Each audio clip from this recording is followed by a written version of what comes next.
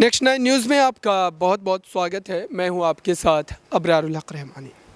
मध्य प्रदेश की सियासत की आज बात करेंगे। दरअसल मध्य प्रदेश में जिस तरीके से ज्योतिरादित्य सिंधिया और सीएम शिवराज सिंह चौहान के बीच की बात की जाए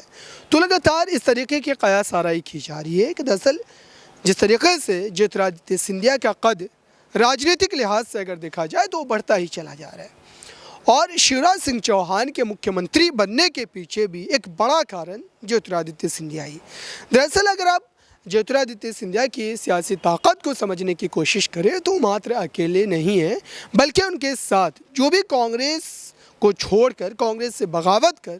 तमाम विधायक भारतीय जनता पार्टी में शामिल हुए, तो लगभग 20-22 विधायक माने जाते हैं। उन तमाम विधायकों की बदौलत ही भारतीय जनता पार्टी उस जादुई आंकड़े को छूने में सफल हुई या उसके बाद फिर उस आंकड़ों के लिहाज से ही मध्य प्रदेश में सत्ता का परिवर्तन हुआ। अभी कहा यह जा रहा है कि दरअसल ज्योतिरादित्य सिंधिया को लेकर के सीएम के चेहरे पर एक बड़े बदलाव की बातें निकल करके सामने आ रही, क्योंकि मध्य प्रदेश में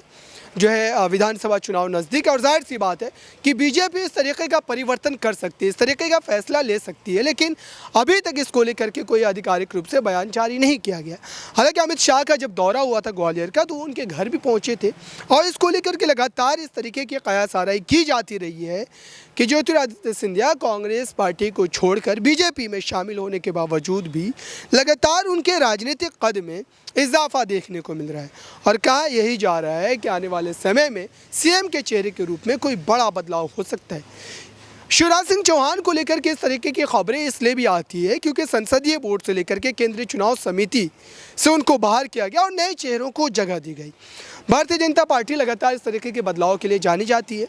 लेकिन वाकई कांग्रेस पार्टी को मात्र छोड़े हुए ज्योतिरादित्य सिंधिया को 2 साल 2.5 साल हुए, उसके बाद क्या इतने बड़े पद के लिए बीजेपी हाईकमान की अगर बात करें, बीजेपी के शीर्ष नेतृत्व की अगर बात करें तो क्या वो इस तरीके का फैसला लेंगे, ये एक बड़ा सवाल है। लगातार ये सवाल जो है बना हुआ है मध्य प्रदेश की सियासत में। तो देखते हैं कि जनता के लिए और ख़ास तौर से अगर कहें कि कांग्रेस पार्टी के साथ जब ज्योतिरादित्य सिंधिया थे, जिस तरीके से बीते विधानसभा चुनाव में कांग्रेस पार्टी को सत्ता के लिए जनता का आशीर्वाद मिला था, लेकिन उसके बाद कहीं ना कहीं कमलनाथ को आगे करने के वजह से ही ज्योतिरादित्य सिंधिया नाराज़ हुए और फिर सत्ता का पलट आप कह सकते हैं उन्होंने कर दिया। लगभग 20 से 22 विधायकों के साथ बीजेपी में शामिल हुए, उसके बाद ही कमलनाथ की सत्ता गिरती नजर आई।